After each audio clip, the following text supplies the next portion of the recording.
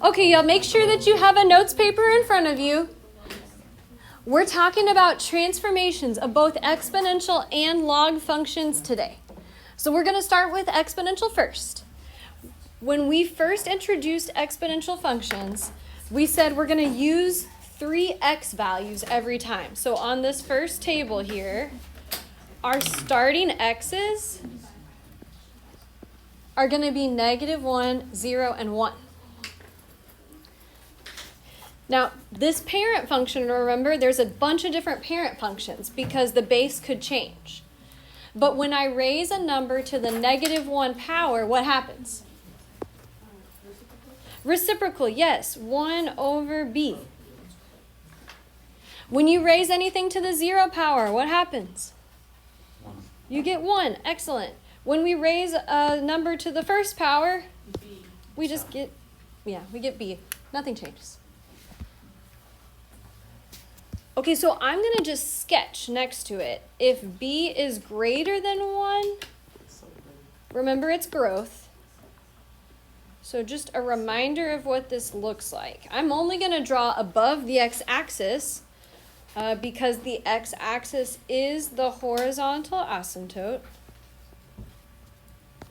So our exponential functions would start off slow, increase, if it's growth. And they all have that same y-intercept, 0, 1. All the parent functions do, no matter if it's growth or decay, until we start shifting it or reflecting it or all the fun stuff we're going to do today. So let's answer these questions about it. The asymptote, since it's a horizontal one, it's y equals 0. What did we say about the domain of exponential functions? All real numbers. We could plug any number in for an exponent. Or you could put, I looked at the test and it doesn't specify, I'm pretty sure, the type of notation you have to use. So you could, either one. What about our range? 0 to infinity. Great. 0 to infinity, can I include 0? No, because we have a horizontal asymptote. Our graph won't reach it, but y could be greater than 0. That would be our other notation if you'd rather use inequalities. Either one. And then end behavior. So as x approaches -infinity, so as I look to the left side of the graph, the y's are getting closer and closer to 0. Great, to my horizontal asymptote. As x approaches +infinity, so as I look at the right side, the x's get bigger, my graph, we know, is growing very quickly. The y's are approaching +infinity. Okay, now if you were gone last class, we graphed our first log function together. So we'll catch you up real quick. The big thing to remember here is that log is the inverse of exponential.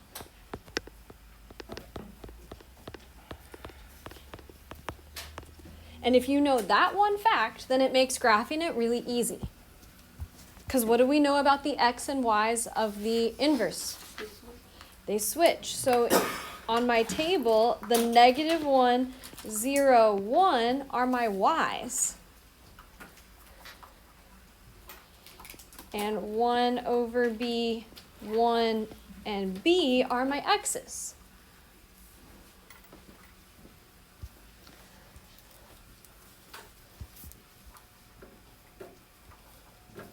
We're going to draw a graph. These values here, these x's, are all going to be positive. The base in exponential is always positive. The base of a log is always positive. These are going to be positive values. So I'm going to draw my graph with only the positive part of the x-axis.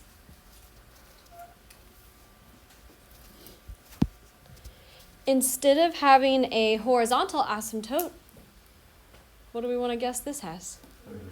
A vertical.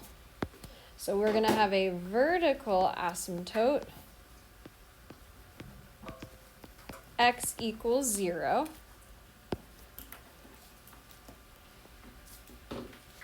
And then the graph starts very close to the y-axis and increases.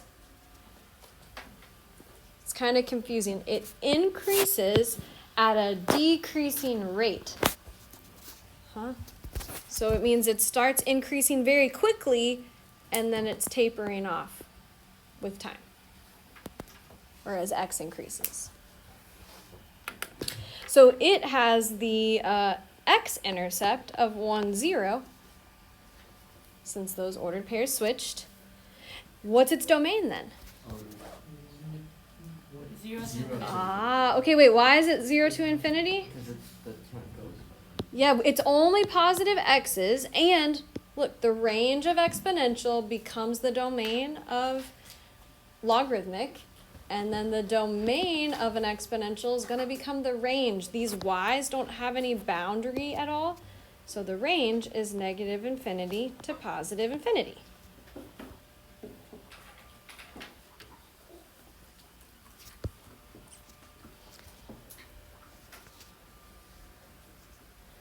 Okay, end behavior. Ooh, it gets exciting here. Okay, so we have as x approaches, does x approach negative infinity? 0. Yeah, it only can approach 0 because there aren't even any negative x's. So this time is the first time our end behavior does not have x approaching an infinity. It says as x approaches 0, are we on the right or the left side of 0? We are on the right side of 0. So I'm going to put a little note here. What you're going to start seeing, especially next year in pre-cal and calculus and beyond, the notation is a little exponent. It looks like a plus sign. And so this means from the right side. So this plus means as I get closer to 0 from the right side of 0, what are my y's doing? Y is approaching, pointing down, negative infinity. The left side is pointing down. And then notice what happened to the end behavior of exponential. It had been negative infinity 0.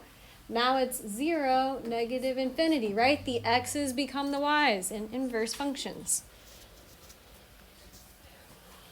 So if we're on a test, you might see a plus or you might see the words from the right side.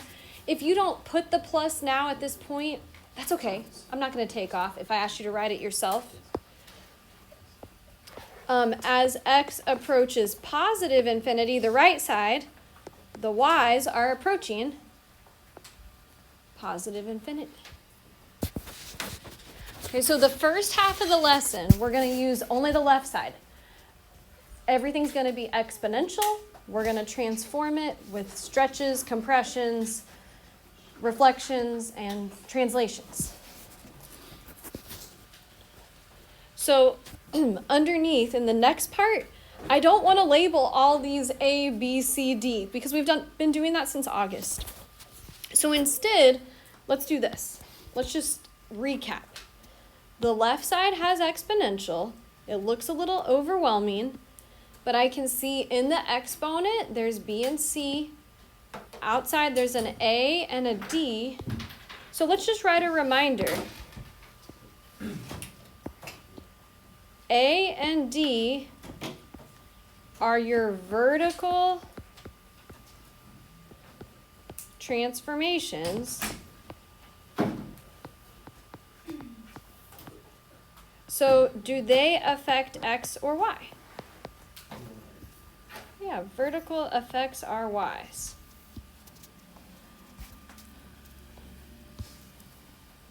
And with a log, you're going to see A and D on the outside still. A is in front of the log, and the value at the end is not in the parentheses. It's not part of the argument. Okay, so then similar, I'm going to write B and C are horizontal transformations, opposite of what we think. None of that's changed. And they affect your x.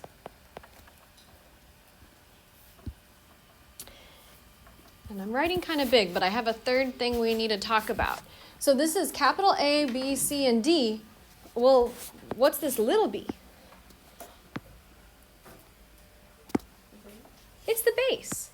It's still important. So let's make a note that B, wherever you have space, is the base, and it's going to determine the starting table. So B is not going to be a stretch or compression. B itself just tells me what table do I start with in my parent function.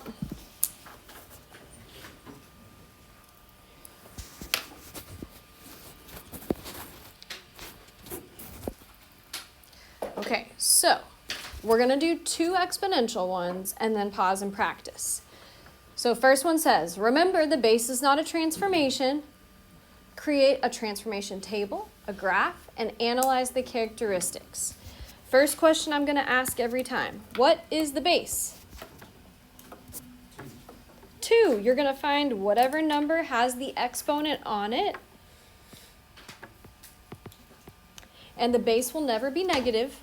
So if it was a -2, only the 2 is the base. And what that tells me is my starting table, it's exponential. We're going to start with 2 to the x. So no matter what, the x's will be -1, 0, 1. And instead of 1 over b, well, we know the base is 2. So the first y value will be 1 over 2, 1/2. 2 to the 0 is 1. 2 to the first is 2. Okay, what did we say about the asymptote for horizontal functions? Or what's our parent function asymptote? 0. Good. Y equals 0. So on a progress check or test, it'll be printed on there, like a place for you to write the asymptote. You're going to have to tell me what it is, but it'll have an extra line that says, what's the asymptote? And you have to know it's y equals 0. Now let's go actually identify the transformations and make our new transformed table.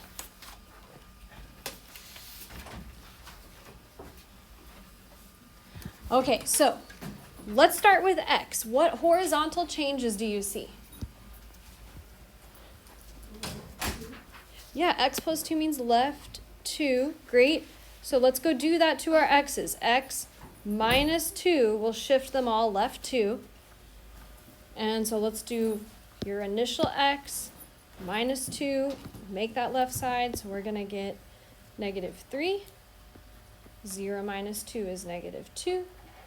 1 minus 2 is -1. I'm not writing my new asymptote yet because it's y equals. It will be affected by the changes to y, my vertical changes. Okay, let's analyze those vertical changes. So -3 in front does what?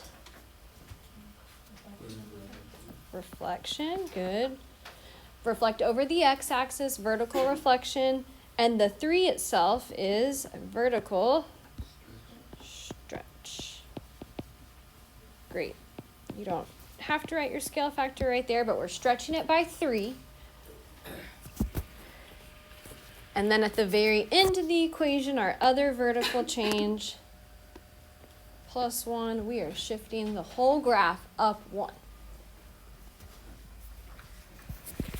So in our table, we are taking those y's.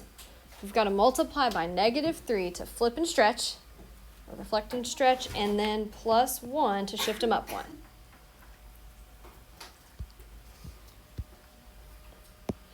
Okay, don't reach for your calculator. You may want to, but this would be on the non-calculator part of the test because I don't want you to just look at the graph in your calculator. So we're going to have to work with fractions without a calculator. It's okay. No one cheered, but that's okay. Okay, so let's do the first one.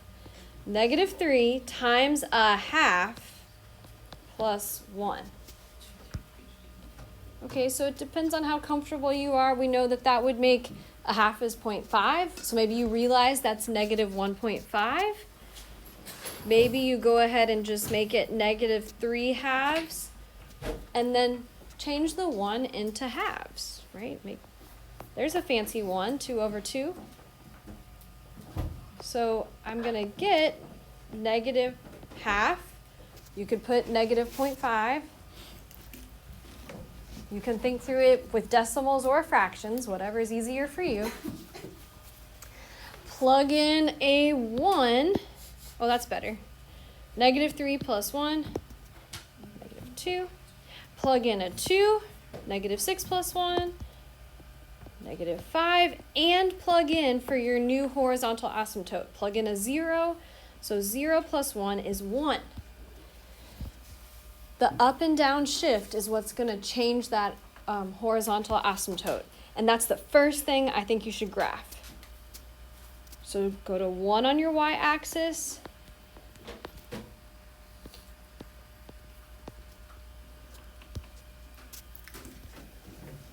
Notice this graph is labeled by 1s, but each line is representing 0.5. So I almost messed that up yesterday. And then let's plot these points. So -3, -half. -2, -2, -1, -5.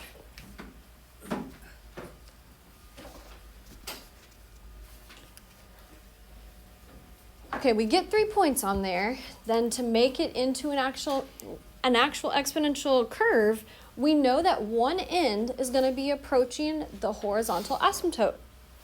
So this side that's closer to that, that's the side I would just get closer to the horizontal asymptote.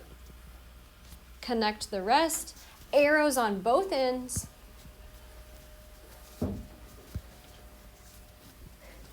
And it doesn't have to be exact, right? Like I know that mine goes through, -4 or 3.5 over here. I don't know if that's exactly accurate or not, but it's following the general curve, and I have 3 points I know are correct.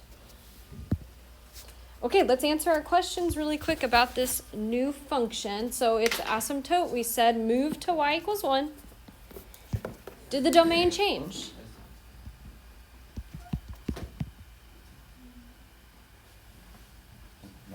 No, it did not, right? We can't see the x's,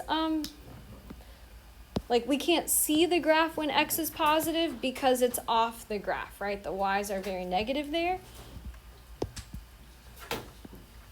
So then my range, because we reflected this, it's now -infinity up to 1, or y is less than 1. Please list these still from least to greatest. I put that as a comment on the last unit. If it reflects, interval notation is listed from least to greatest. So I know we read from top to bottom, but you're still going to have to list it from smallest to biggest. So this is definitely a decreasing graph. Can we agree? Yep, okay. But it's supposed to be a base of 2. That's growth. Is it still growth? Yes. So y'all, this we could get into some arguments about, but this is a decreasing growth graph. Why?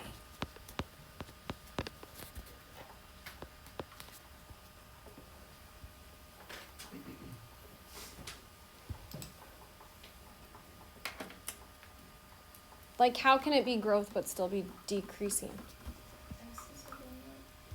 The x's are getting bigger, while the y's are getting smaller. What did we do to it that makes it decrease? Yeah, we reflected it. Because of the vertical reflection,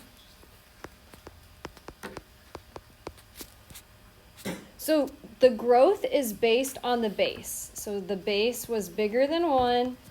I knew it was growth, but it's okay that it's decreasing. So it's still a growth graph, but it's just a decreasing graph. It's growth that got flipped over the x-axis and then shifted around. You can also tell it got stretched because these points are pretty far from each other. Okay, y'all, let's do one more of exponential.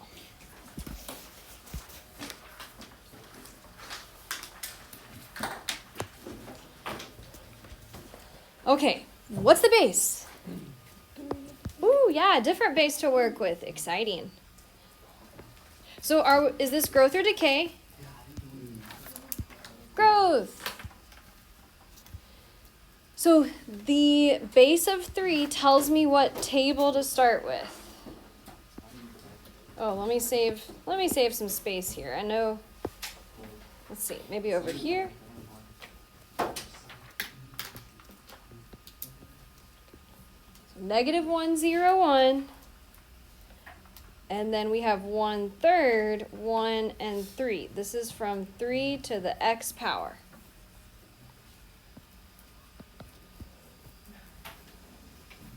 And then my horizontal asymptote is going to be y equals 0.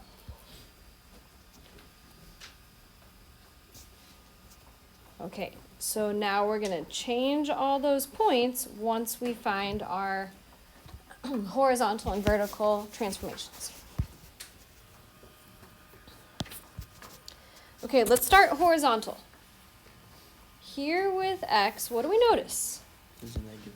There's a negative. So you have to. We have to factor and separate it. This happened in the last unit and got missed some. So I know it's just a -1, but it still has to be factored from the rest of the expression.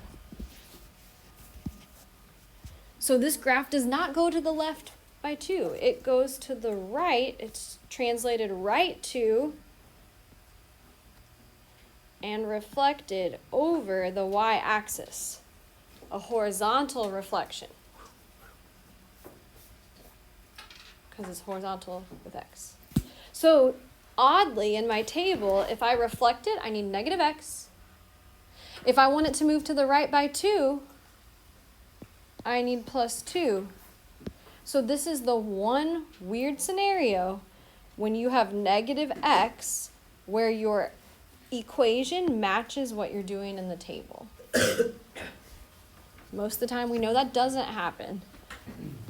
You're never, just as a reminder, you're never going to need parentheses when you actually are in the table doing your calculations. Okay, so now vertical part is easy. Just do what it says on the outsides, right? Down 5 and a vertical compression. So the vertical parts have always been more straightforward. 1/2 y, oh, down 5, -5.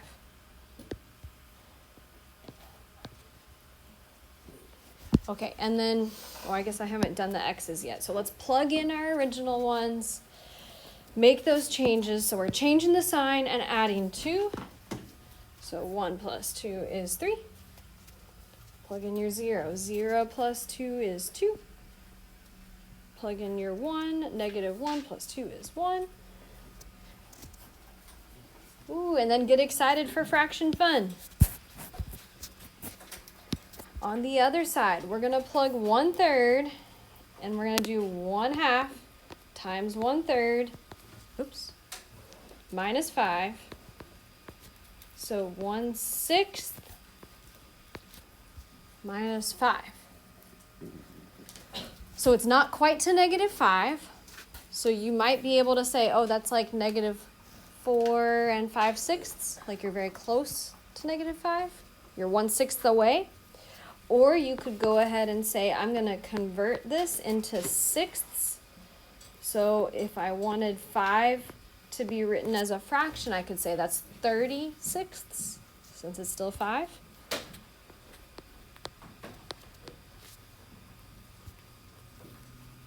And 6 goes into 29 4 times with 5 left over. So -4 and 5/6. We wouldn't want to estimate with a decimal there.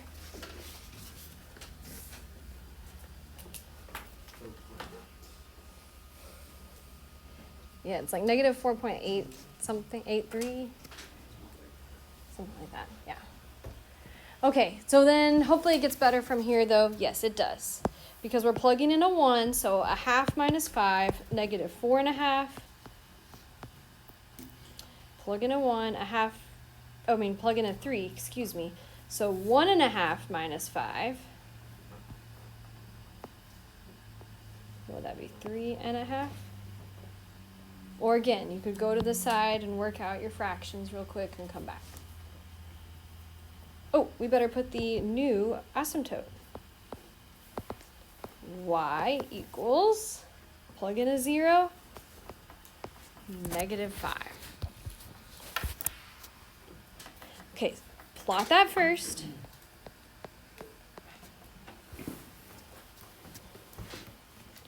Plot your new points. It's going to be squishy, a little uncomfortable here.